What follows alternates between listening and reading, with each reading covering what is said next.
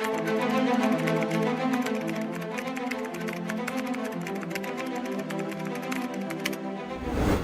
is 4 p.m. We're bringing developing news. And the stories behind the headlines. This is Storycon. I'm Regina. I'm Ed Lingao. Some stories we're watching this Monday, March 3. Marso na. Classes at several schools across Metro Manila were canceled today, suspended today due to the heat index reaching up to 46 degrees Celsius.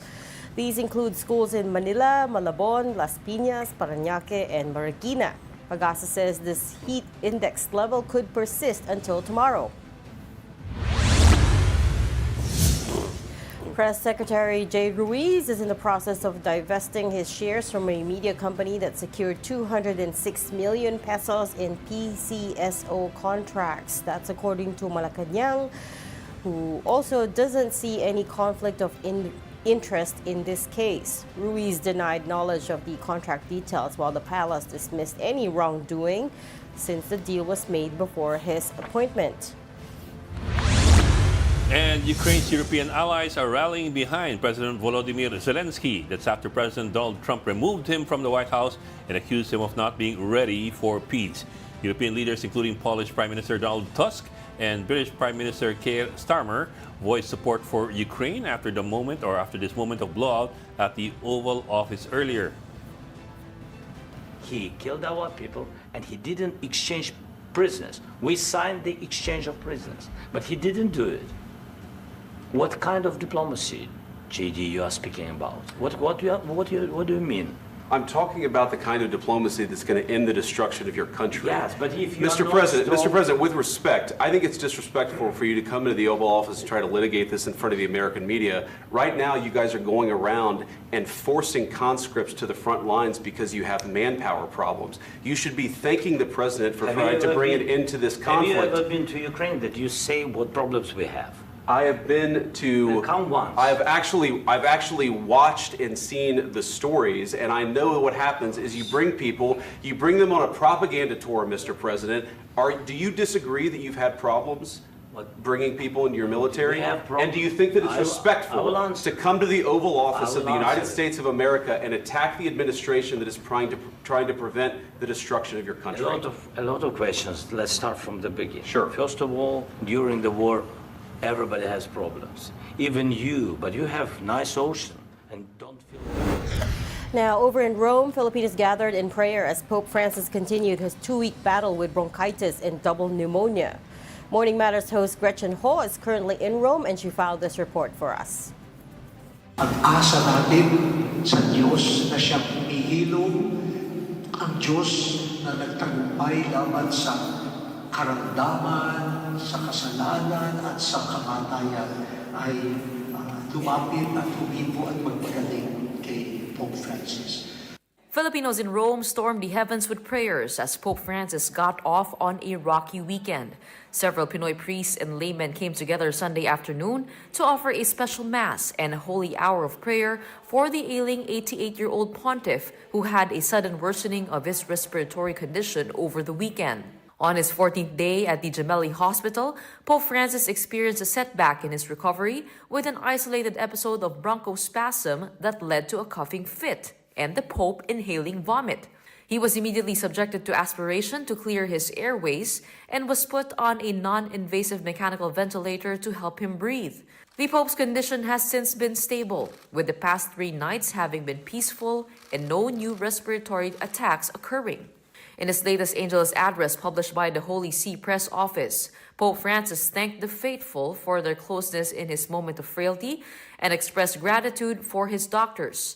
Even in his moment of personal suffering, Pope Francis took time to remind everyone to continue praying for peace and remember those tormented in Ukraine and other troubled spots around the world. The tightly knit Filipino community got together yesterday at the Basilica del Sacre Cuore to offer a mass and prayers for the pontiff's continuing recovery.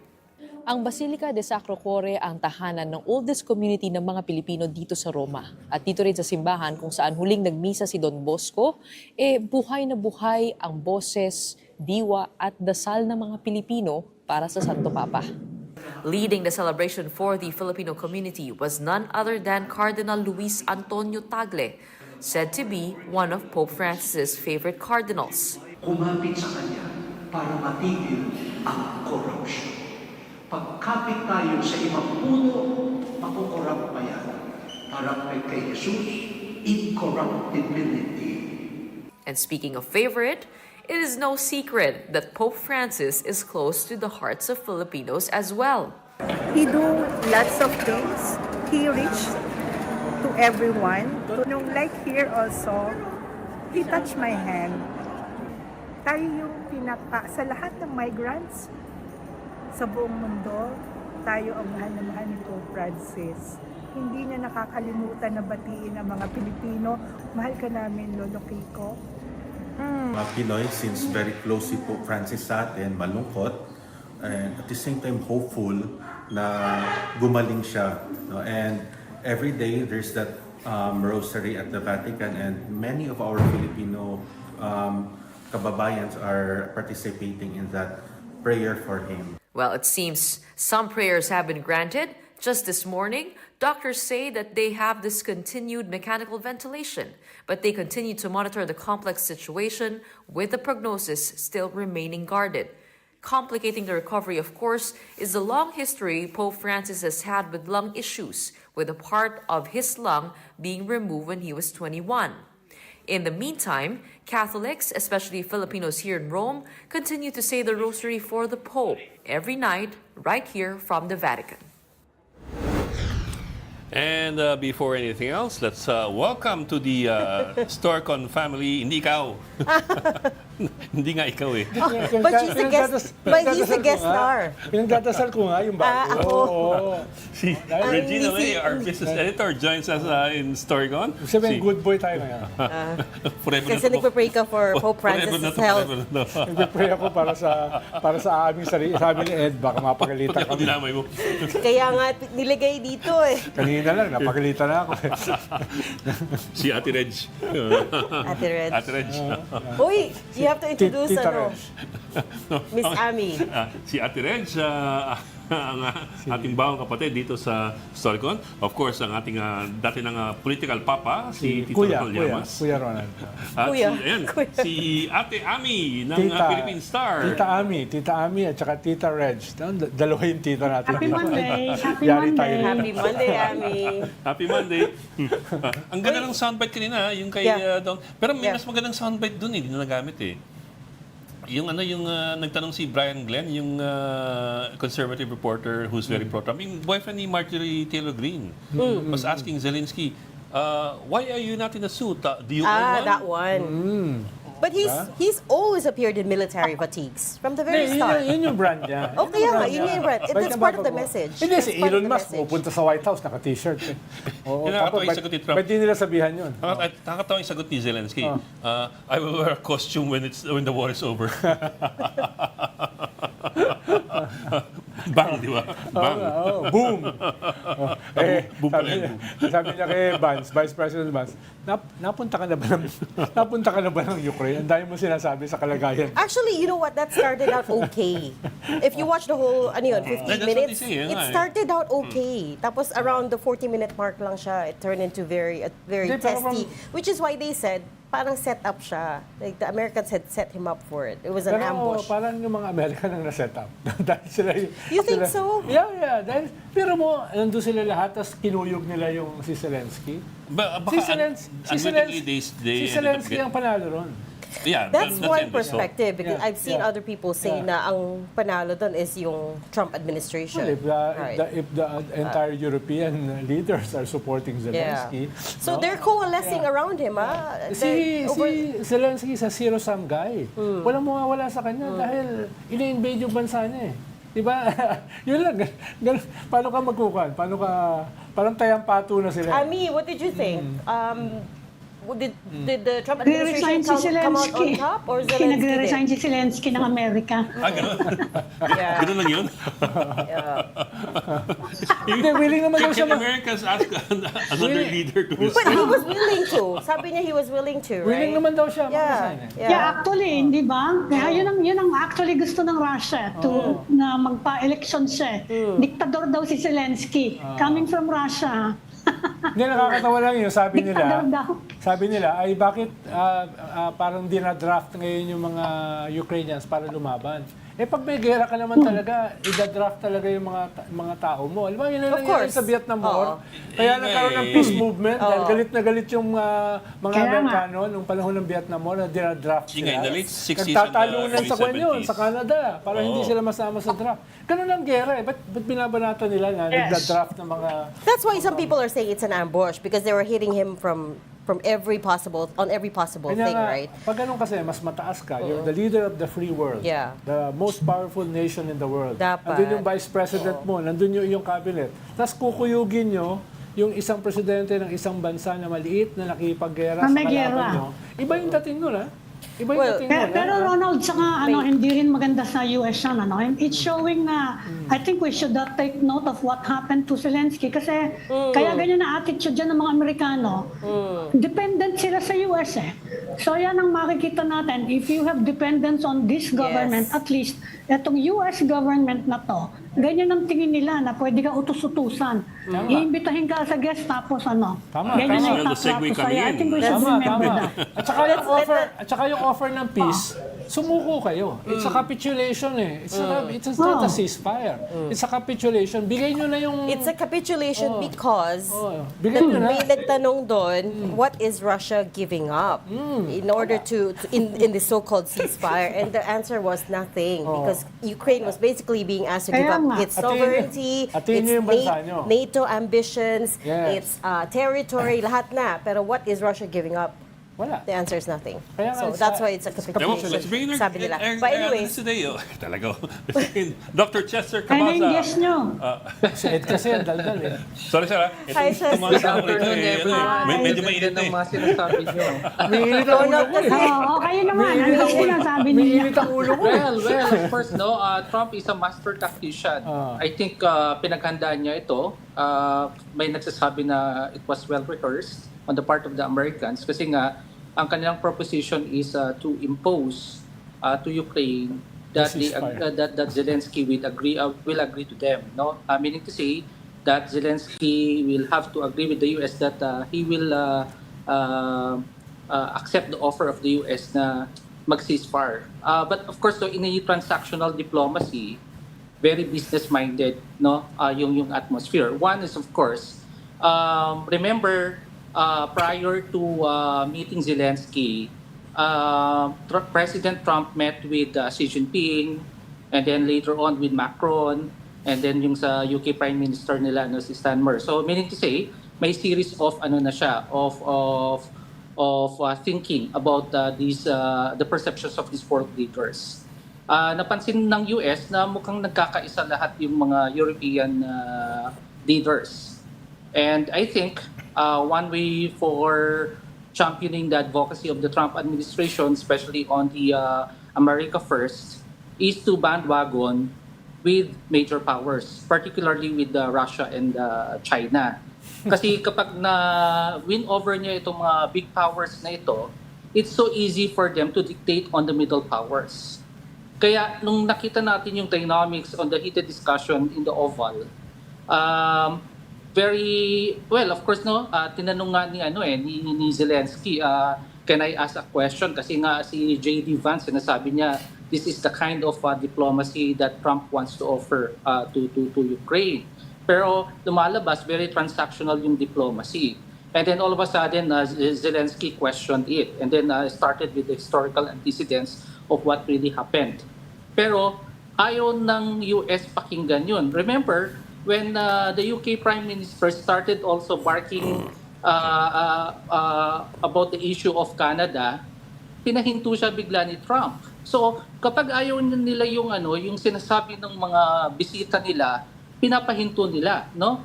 So meaning to say that it's already construed in their worldview that this is what the US wanted. Bandwagon with the major powers. Let's talk about they wanted to become a peace broker so that they could gain more influence and they could leverage with big powers para wala ng digmaan, and the US as a police power will no longer spend much money. Kasi nga, remember in the past, the US has invested a lot in Europe. Actually, ang kalaban nila ngayon is Europe more than other countries. Europe mainly because, Western Europe mainly because they have invested a lot of money for Europe to become the security guard for the gated community of Europe. So napagod na yung US kakabayad sa security ng Europe at their expense. And all of a sudden we saw this war. That's the reason why I think they want to return that FOI, yung ROI nila, yung return of investments. So kami naman, America first naman. That's the reason why they try to attack Zelensky during that conversation. Pero they failed dismally because yung kinausap nila, UK at saka France, even Germany, stood behind Zelensky.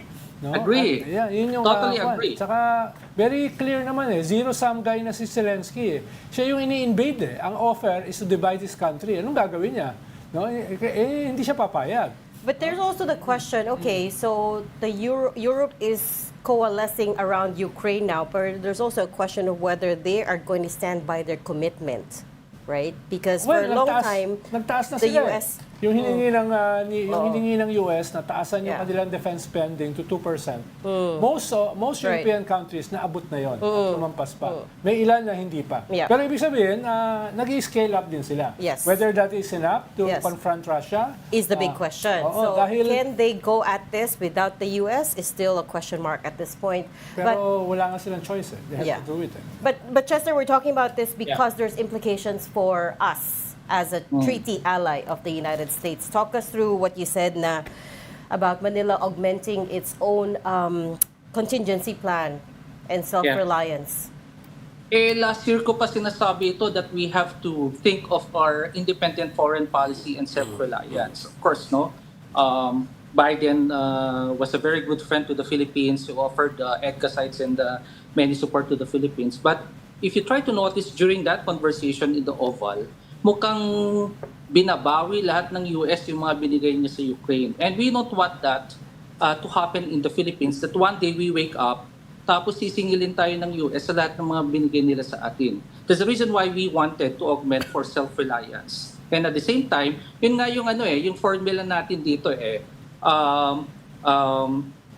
territorial military modernization, territorial defense equals self-reliance. No? Kaya nga meron tayong batas lately na self-reliance defense posture because ultimately, one way of improving our defense posture is through defense partnerships. Maganda na itong nangyayari nito because we are trying to diversify our partnerships, defense partnerships with other global powers. No? The mere fact that we are a favorite for many like-minded liberal democracies right now, especially na pinaglalaban natin yung rules-based order, they are coming to our shores to help us. No?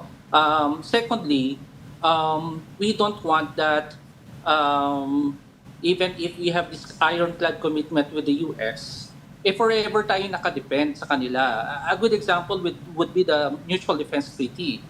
Since 1951 pa yan. And up to now, we haven't invoked the MDT. How much more if, say for example, we have a scenario where China will attack Taiwan and the Philippines, then how much more with this kind of transactional diplomacy that this American government has right now will offer to the Philippines? Most likely, hindi nila tayo susuportahan pagdating sa ganyan. That's the reason why it's nice now that we are diversifying our defense partnerships. It's nice that, yes, we have good relations with the US. They are offering ironclad commitment, but let us not rely so much on that. No? Kasi ang lesson ngayon is befriend Asian, European, and Pacific countries that have the similar threat with us. Then we enhance that interoperability and defense partnership with them. Maganda yun, Chester, yung kailangan talaga natin ng self-reliance. Several decades before pa. So, kaya kung i-improve natin yung ating governance, baka may ma-channel tayo na huge resources away from corruption and mismanagement para Ay, mailagay... Ronald, the end na yan, the end. Yeah, para mailagay sa ating self-reliance. Hindi, yun nga gusto ko sabihin, Ami.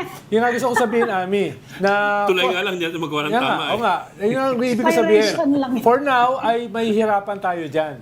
Because it takes huge resources para magawa yan. Bawa, last Sunday, 2 Sundays ago, nandun ako sa aircraft carrier ng France. First time na pumunta rito. First time na pumunta rito. Nakita tayo doon. Yeah, pero hindi yan pupunta rito madalas.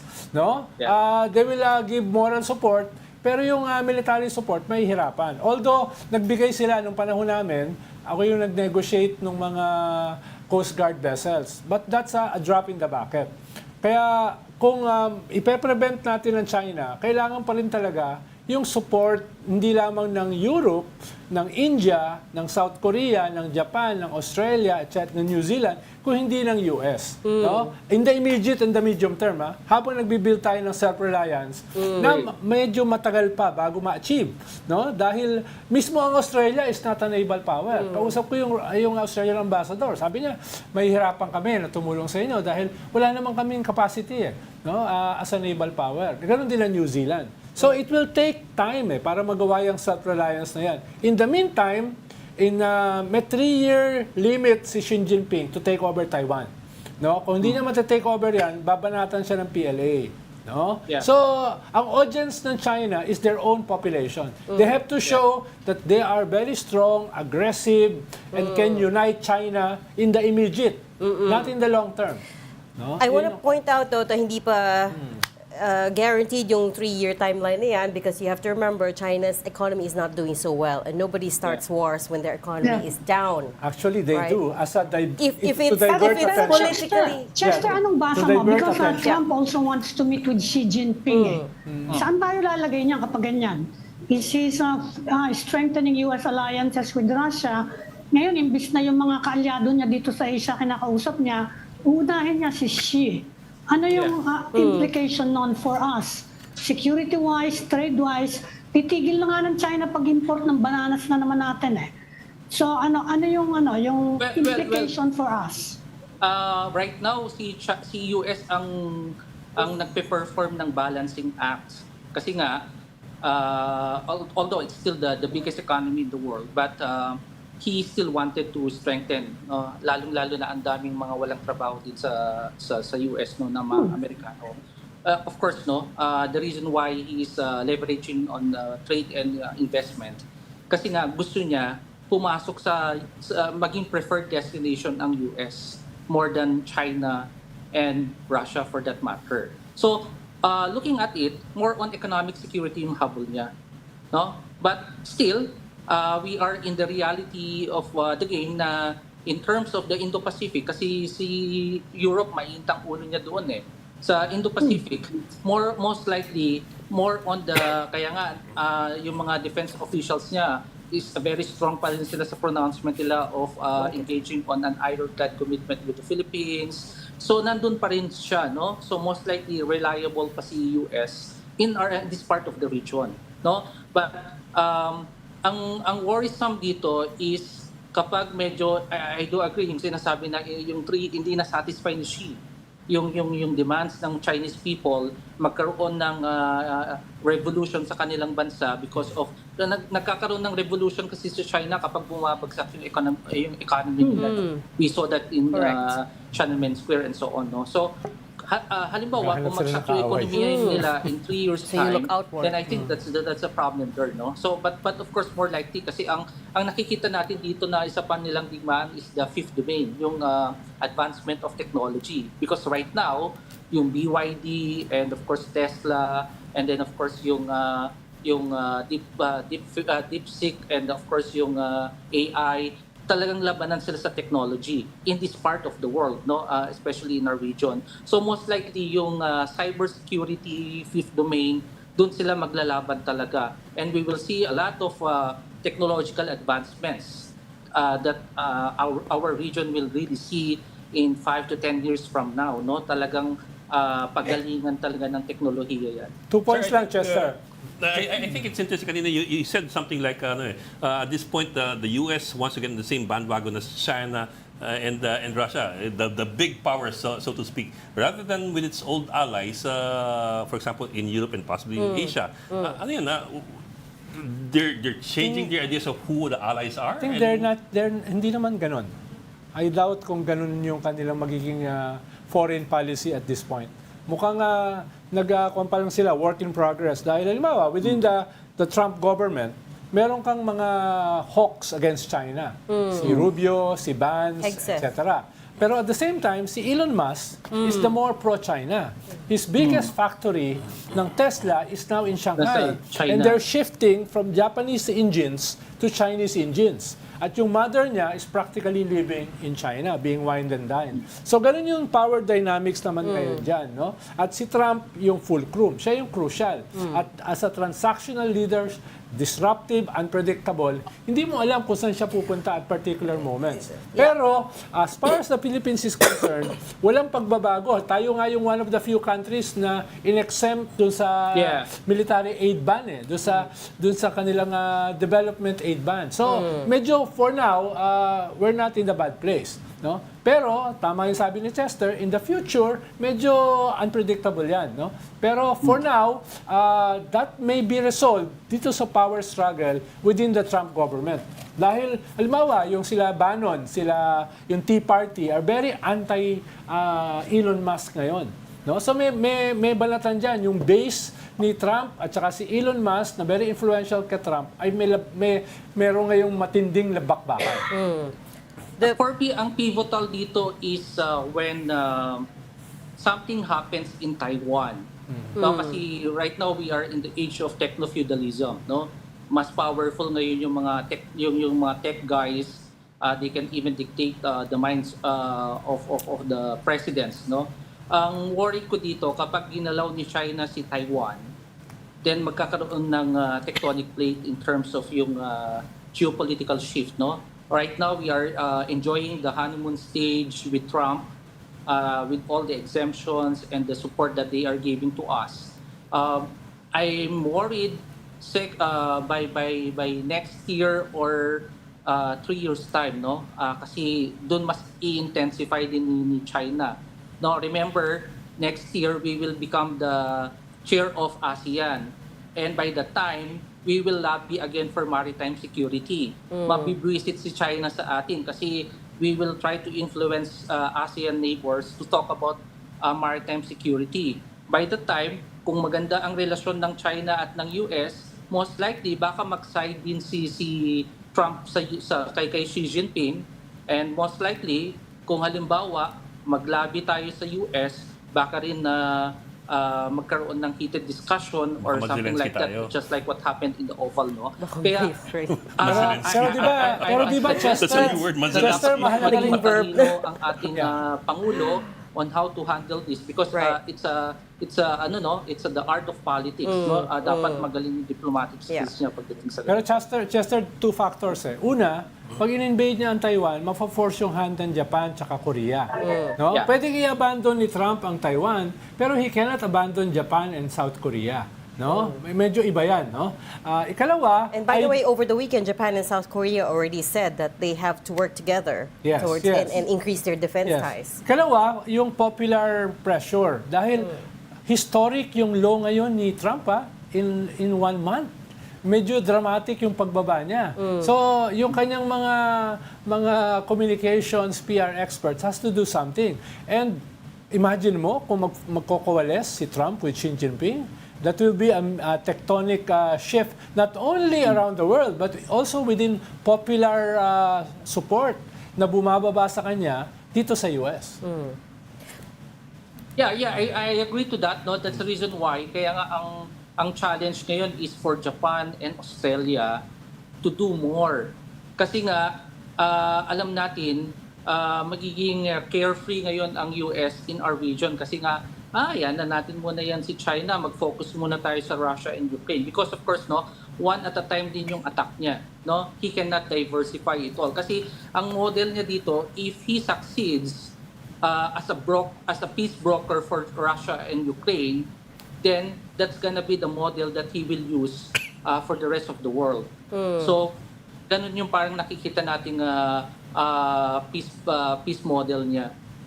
In short, Chester, the U.S. is not a very reliable ally right now because coming back to Ronald's point, may power struggle, right? So between, in the previous week, see Marco Rubio and Pete Hegseth, the defense secretary, have talked about, how the commitment to the Philippines is ironclad, et cetera, et cetera. But then on the other hand, he seems to be listening more to J.D. Vance and to Elon Musk, right? For so me, parang from a international relations perspective, actually the US right now is exercising pragmatism and hard power, no? Yung tinatawag natin yung realist perspective, no? They are using that card right now, but they have to because Trump knows that he has to play the Shakespearean play of taming the shrew. Otherwise, if he cannot tame Russia and China right now, then these two big powers will overtake the US in the future. Kaya nga, highly needed siya ngayon ng US. We know that fact. But of course, maraming masasaktan, especially as middle powers. Because while the big elephants are playing around and stepping in with the ants, they are enjoying the moment right now. It's a celebratory moment for them. But they don't know that in the future, these ants will bite their feet. No, so something like that. No, in that kind of allegory. Definitely, pag kinagat na sila ng mga maliliit na mga ants na yan, magugulo rin sila. And that's the worrisome here. That is what we don't want to happen in the future. That these big powers will ally with each other and then they will fight. And all of us will be affected in the future. Indeed. As they said, no one wants war at this point. We're going to have to leave that there for now. Okay. Security Analyst Dr. Chester Cabalza. Sir, maraming salamat for joining us this afternoon. Salamat, Chester. Maraming salamat Thank you. po. Thank you. Thank you. You are watching Storycon on One News. We just need to take a quick break. We'll be right back. Stay with us. This is the Story Conference Group or the Storycon Group.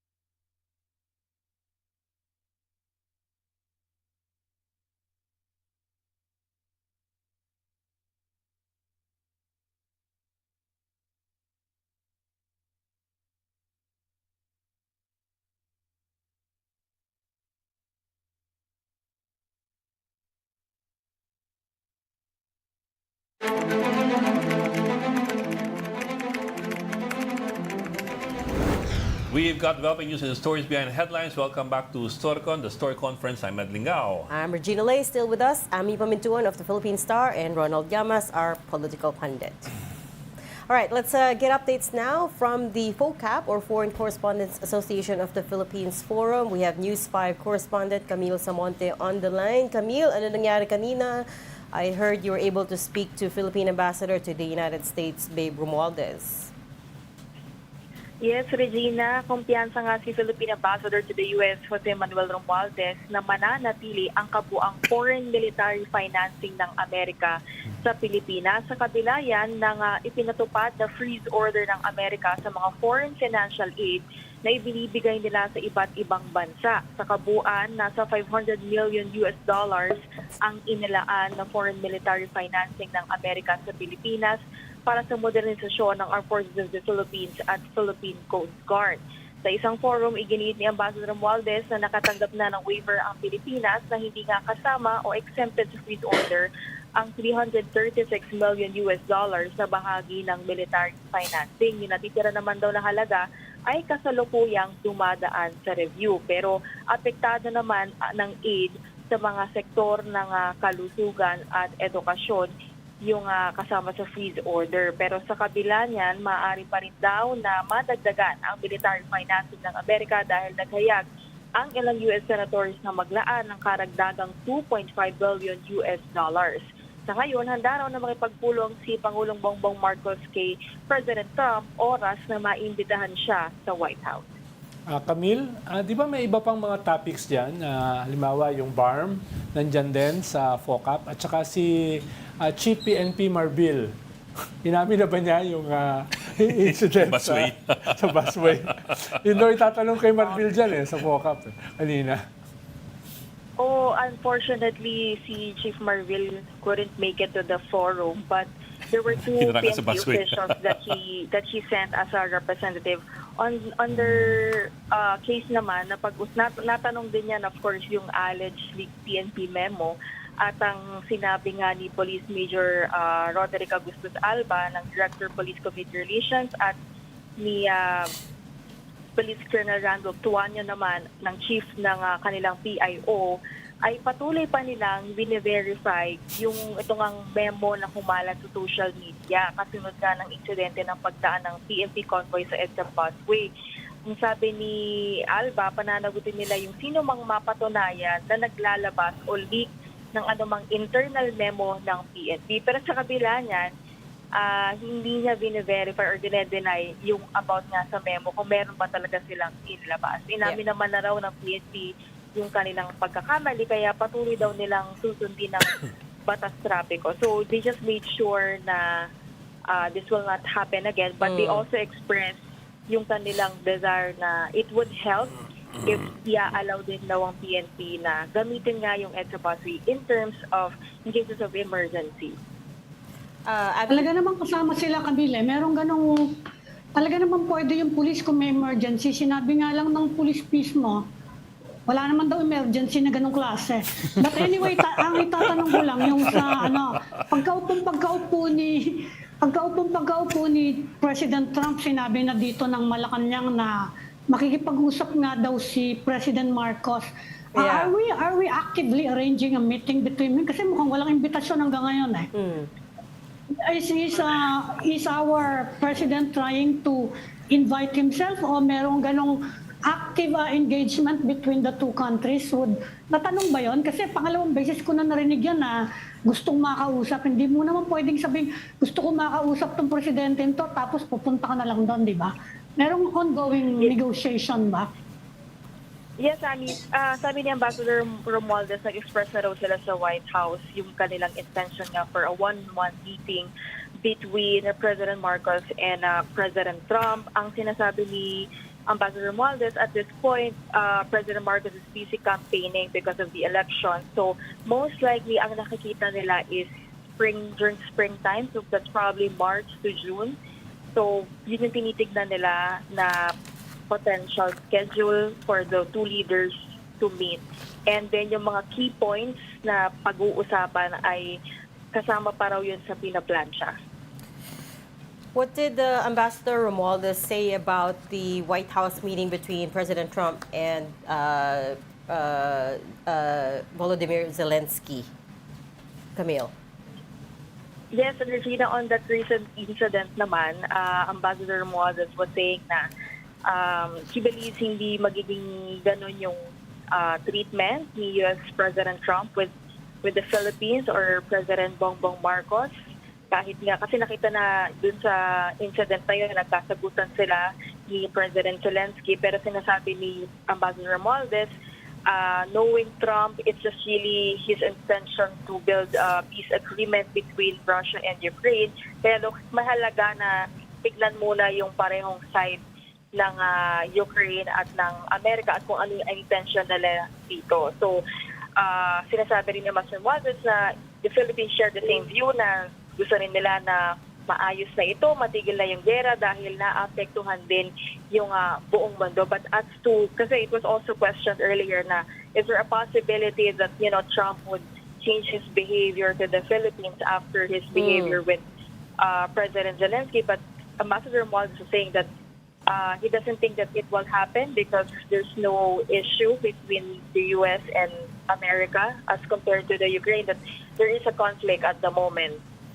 Not to mention that the amount of funding is simply worlds apart. I know we've been talking about 500 million for the Philippines na tutuloy, pero that's a small drop in the bucket of foreign aid that the U.S. gives to other countries. We're not even in the top 15 in terms of U.S. funding. Pero for Ed, allies. consistent yan si Trump. Pati Taiwan nga, sinabihan niya. Sabi niya, magdagdag naman kayo ng sarili niyong ng Defense contribution niyo for your own self-defense. Tama. Baka mamaya pagpunta natin dyan we're going there as di ba? Humihingi tayo ng tulong baka sabihin niyan, pwede ba makipag-usap pala kayo keshi sa China at mag-invest kayo more on your self-defense. Paano kung ganun din sabihin? Napaka-unpredictable, di ba? Anything can happen at this point. Ginaganyan niya, hindi ba? Yes, Kaya I agree. yun nakakaano. Pero actually, ang Taiwan kayang magdagdag Yes, ng panggastos. they already are. Nagdagdag na sila. Kaya nila Actually, magdagdag. May pera Nagdagdag sila. May pera sila. It's just that their military is poorly trained. Lalo na yun. Kuya may pera, ginaganyan tayo pa. Si Ronald is correct. I just came from Taiwan on a reporting tour, right? And nag-increase na sila ng defense spending. The problem is, as Amy said, pag tayo yung hininga ng ganon. Because we cut the defense spending for 2025. Pero ang edge kasi natin, hindi lang yung ating strategic location. Sa ASEAN, tayo lamang yung talagang tumatayo sa China. Sa ASEAN, ha? Vietnam is starting to make its voice heard. Hindi, ang Vietnam, transactional yan Dahil maraming mga Chinese products pumapasok sa Vietnam, para makapasok sa US, tatatakan ng made in Vietnam. Yeah. Kaya, yan, depende ano yung season. No? Seasonal yan Baka nga, minsan kakampi natin. sabihin nga nito, minsan hindi. Kuya ASEAN nga, hindi kayo masuportahan, kami pa. Although they succeeded in pushing back China in 1979. Yes. Oh, that was remarkable. Sila lang nakipaggera sa China 3 beses. Oh. And Yes, at they yung kasaysayan drove. nila, they've been at war with China for 1,000 years. Di ba? Oo. Tayo, kakampi natin si Lima Hong. Okay, I will let Camille Samonte go for now. I think she's still on the line. Thank you so much for your report, News 5 Thank you, correspondent Camille. Camille Samonte. Thank you. Thank you, Camille. But Thank you, Camille. Pero si Lima Hong, 500 Pilipina yung asawa nun. Oo, marami. Nandun sa Pangasinan. Marami. Sa Pangasinan, marami sa Pangasinan. Hindi, di ba? May kamandaan. Hindi ko kilala to. Nagtayo sila doon Ipa-fact check ng na naman namin community. si Ron. Tumakas siya from Manila. Totoo yan. Chinese Nasa siya to kanya. Pangasinan. Nasa Philippine Star yan. It must be true. Ami, please fact check. Hindi ko alam yung 500 pero pumunta siya sa Pangasinan. Tumakas siya from Manila, he was driven away. Doon siya sa Pangasinan nag-set up. Talaga noon pa, talagang nakaharap yun sa West Philippine Sea yun Pag nagpunta ka ngayon sa Pangasinan, makikita mo yung construction doon ng mga Chinese. Ang lapit-lapit nandun sa may Bulinaw. You can see the island, you can see the construction materials. Saka Talagang interesado sila dyan. Naanak niya yung 500 na asawa niya, kaya ang dami rin. Ayun na naman tayo. We We don't know that. Hindi ko alam yun. Scratch. Take it off Wala first. nang fact-checking ngayon. Ano yung sasay mo fact-check, di ba? Wala nang fact-checking. No? To the question- Meron pa sa One News. To the It may question, not meron be ba tayong on One pondo? News. Tanggalin yung mga ayuda, tanggalin yung yung mga ginagastos para sa mga tulay na bumabagsak. Ilagay sa self-reliance ng ating military. But you know, di ba? 1.2 billion din yun, ha? But I want to come back to what Amy said, which is we know for sure na, Amy, you're right, matagal na sila humingi ng meeting with President Trump. Yes. Yeah. Since the start. Bago-bago ni President Trump, Yes. nag-announce na. Gusto So- daw niyang makausap eh. So I don't Kala know mo, if you guys... ganun-ganun lang, ano? Oo. I don't know if you guys think it's worrisome na hanggang ngayon, Hindi, wala naman pa rin. siyang kausap eh. Masyado eh. No? I mean, yung inauguration niya, wala namang mga heads of state na nandun eh. Di ba? Usually, marami yan eh. Tsaka, exempted tayo sa Inibita ban. niya yung sexy, yung taga-Italy. Oh, si Meloni. Si Meloni. Girlfriend daw ni Elon Musk. Pero kung tayo isa tayo one of the few na in-exempt dun sa freeze sa military Yes. aid, no? Sa development Kaya aid. lang yung USAID natin, napakalaki nun and it affects Yes. a lot of sectors. It does. Ito kasi yan eh. Yung USAID for Kwento other kasi yan, Ami, sectors, napakalaki. woke daw kasi yun eh. Puro LGBTI daw yung mga project. No, that's not true. The biggest chunk Si goes to Ronald yan, si education. Ronald. Si Education. Ronald po yan. Education, disaster response, Tama. BARM elections, lahat. Woke nga daw yun para kay It's not LGBT. No, Just he's being sarcastic, eh, No. no? Pero yun nga, that is a big hit that nagsirado yung USAID because I checked the numbers. 2023, they spent $198 million on ayaw the ni Philippines. Trump ng environmental issues. The climate change Sir, issues. Ayaw niya ng mga LGBT, affirmative action. DEI. No? Yeah. Ayaw niya ng mga women's act. No? Ayaw niya ng gano'n. Eh, yung no? health. Oo. Dalawa kami women dito, Women's Month ngayon. Sinasabi ko para kay Trump, hindi para sa akin. Ako affirmative action ako eh. You're pro-affirmative action. Okay. Can we put that on the record? Pipirmahan ko You pa. know, despite him being Ronald, he's liberal. Pipirmahan ko Oo pa. nga, masyadong liberal. Pipirmahan ko pa. Oo. Kaya nga tinawag ni Trump si Pope Francis na Antichrist eh. Dahil masyado daw siyang... Uy, don't bring Pope Francis in the conversation. Oh. He's fighting for his life. Kaya nga. Oh. Ako, Prof. Francis ako. But just to give you a sampling of how much other countries have been getting from the US versus us na 500 million. Ukraine, Pakistan, this is unahin mo. 2023, 17 billion sa Ukraine. Israel is 3.3 billion.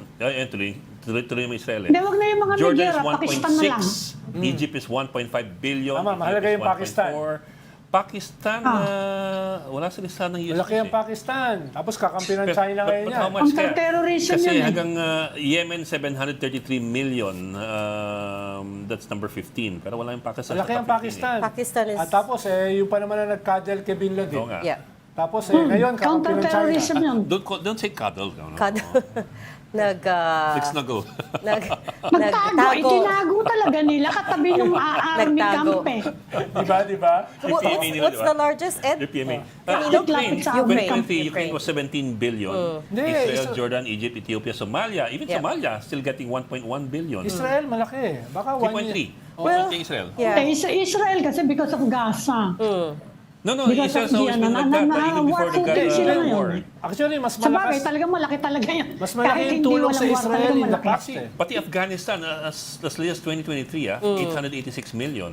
Kenya, 846. Mozambique, 776. Colombia, 738. Tapos tayo, 500 million. Well, that's just the first tranche, sabi ni Ambassador Romualdez. Baka daw kasi mawala. No. Meron pang 2.5 billion that they're working Baka daw on. kasi Billion? mawala yung 500. Billion Million. that they're trying to work on that hindi pa approved, but Kung they're ikaw ang trying to US, get it approved. Tapos ganito yung level of corruption. Ibigyan mo ba ng malaki? Tapos nakita mo yung tuloy bumagsak. Tapos nakita mo yung tulay, bumagsak, di ba? Icon. Nakita mo It's just yung so big. intention lang sa Okay. tulay ha. Parang Yeah. naka-bolt on Yeah. lang siya. Brand new tuloy yung That was, brand new. Then, nung panahon namin, galit na galit si Pinoy. Binigyan kami ng lumang barko ng US. Tapos may 50 caliber. Nung pinaputok namin, nag-jam. 50 caliber talaga, nag-jam pa. Galit na galit si Pinoy. Hindi niya kinausap yung US ambassador for 8 months. Baka naman Oo nga. madumi. That was problematic. Hindi, binakas Okay. ko pa eh. We are being told to wrap up. Sorry. Oh, nga pala, sorry. Thank you for Overtime na kayo. joining. Thank you for joining Ed Storycon kasi today. sinasabi ni Ed eh. Amy Pamintuan, Editor-in-Chief of the Philippine Star, Ronald Llamas, our resident political pundit. Join us again tomorrow at 4 p.m. for Storycon. I'm Regina Lay. I'm Ed Lingao. We are One News, all sides, all the time. Bukas, tawag sa akin ni Ren. This is the Story Conference Group or the Storycon Group.